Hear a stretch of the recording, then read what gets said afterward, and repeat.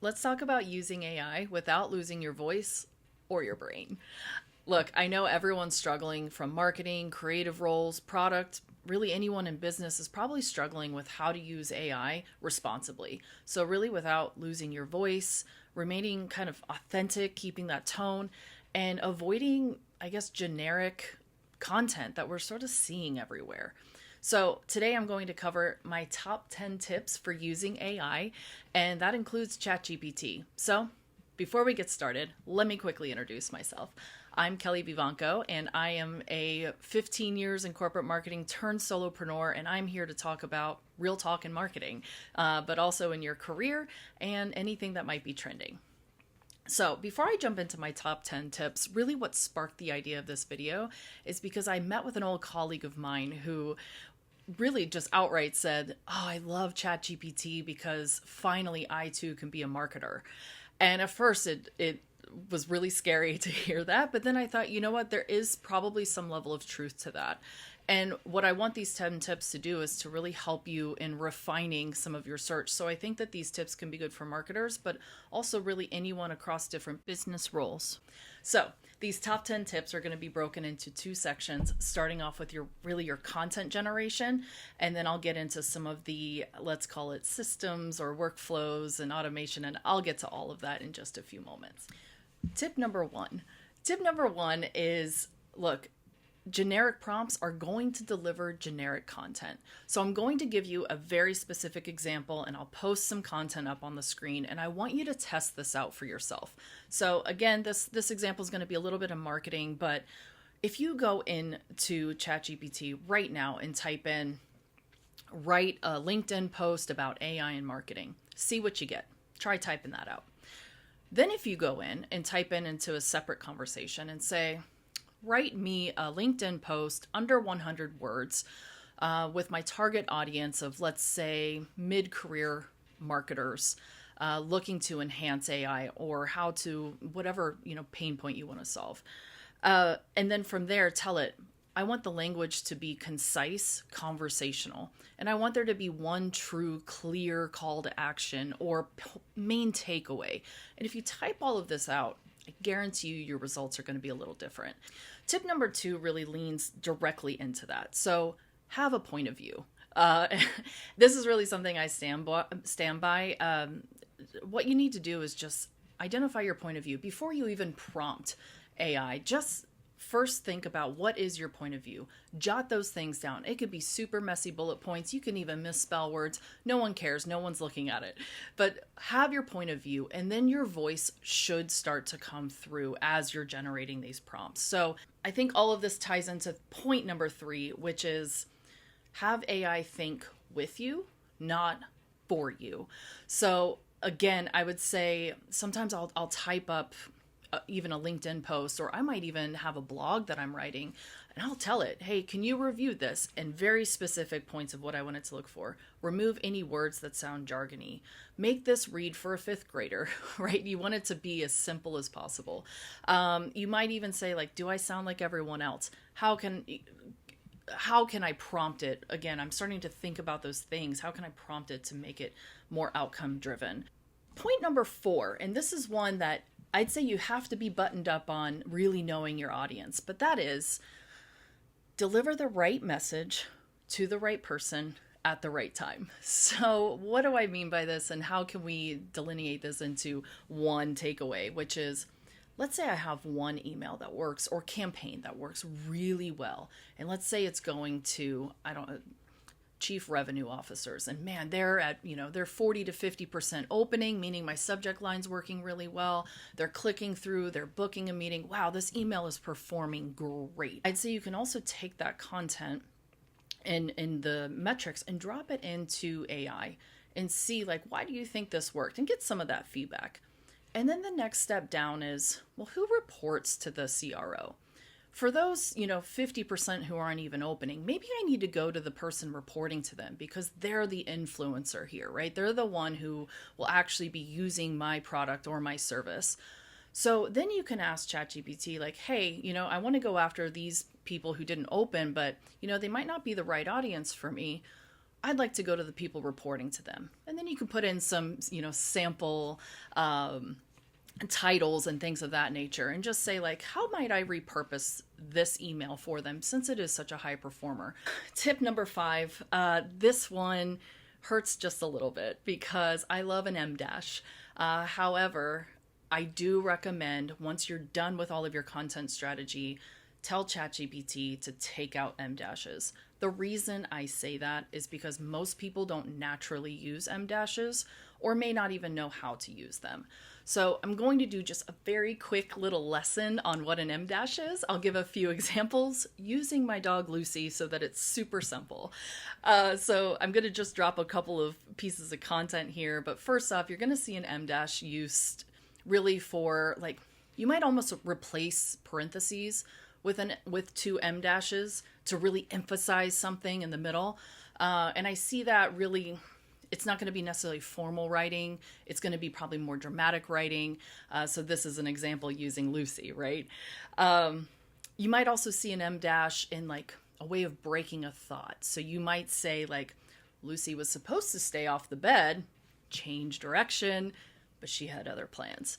Again, it pains me to say it because I do love a good M dash, but I'd say it is a telltale sign of someone probably using ChatGPT because it is something that is just naturally out there.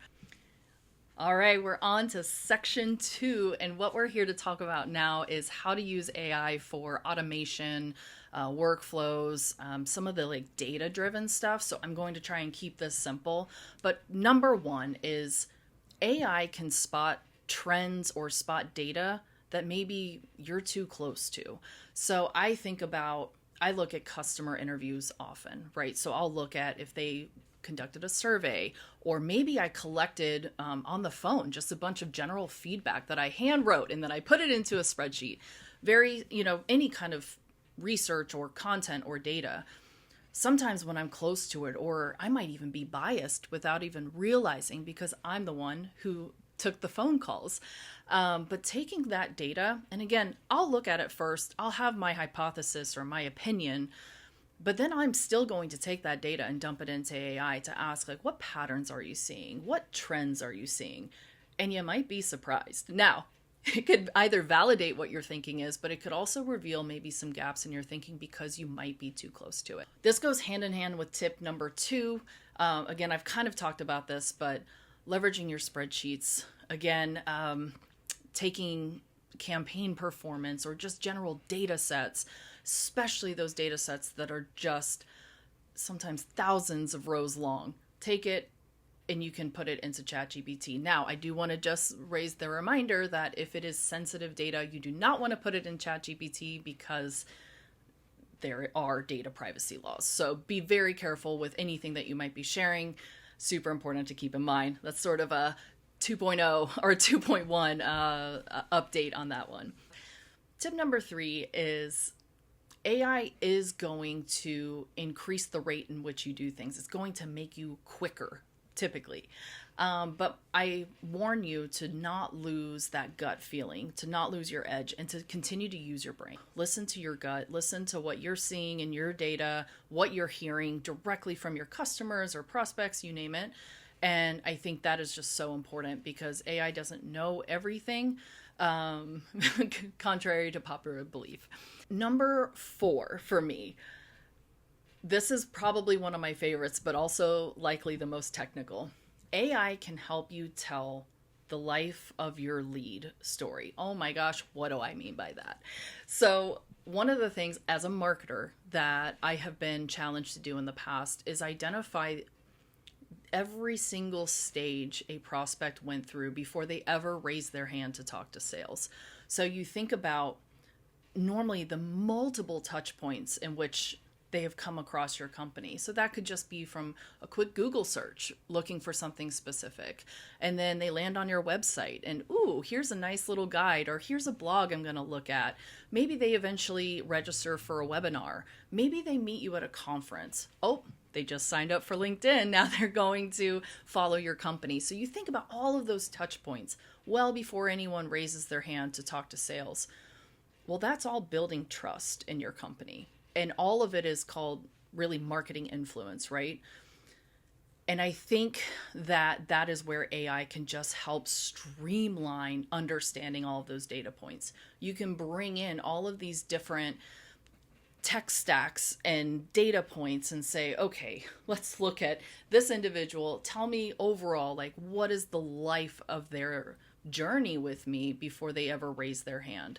And I think the reason this is important is because I spent weeks working on things like this just to show my C-suite or even our board in the past of these are the things that, the touch points they would go through just with marketing before they were ever ready to talk to someone. And that really helps you validate budget, but it also just helps you better understand your potential customer. So again, this is really complex and I can probably talk a lot more about this. If anyone's interested, just drop it in the comments below. And finally, really AI just helps make your job just a little bit easier as far as processes go. So another example I'm going to bring up here is content mapping. And I've used platforms such as Descript, which is where I'll take a full length webinar recording, let's say it's an hour long, and I'll use that to just bring it down to the top 5 most important minutes, top 5 takeaways. And that's using AI to then do that. Instead of me edit and taking hours, I can literally use a program like Descript that's going to just help me look at the transcript, edit it out, and it's going to edit it out of the video. It's super cool. And I think I mentioned at the top there may be a bonus, and here is your bonus tip. I genuinely believe that AI is not going to replace marketers. However, someone who really knows and masters AI possibly could. So again, use AI to make yourself sharper, to be faster, and just be more strategic. You just have to be smart with the way in which that you're using it. Look, there are all sorts of research out there, opinions out there. I recently read the whole report from MIT where they did research on brain studies of people using AI regularly. And look, we don't want to replace our brain and replace our thinking. So I really think AI, we can really maximize our critical thinking with it, and we can save a lot of time. It's just about taking the time to learn it effectively. And most importantly, putting our customers and our prospects first so that we're not just speaking our language, we're speaking to them, their pain points and their needs. And again, that still requires us to have the skill to understand that. So I hope that these tips were helpful. I'm happy to go into future deep dives and research. If anyone's, anxious about that, let me know in the comments. But in the meantime, I am Kelly Vivanco. Please like and subscribe this video, and I will see you next week, same time.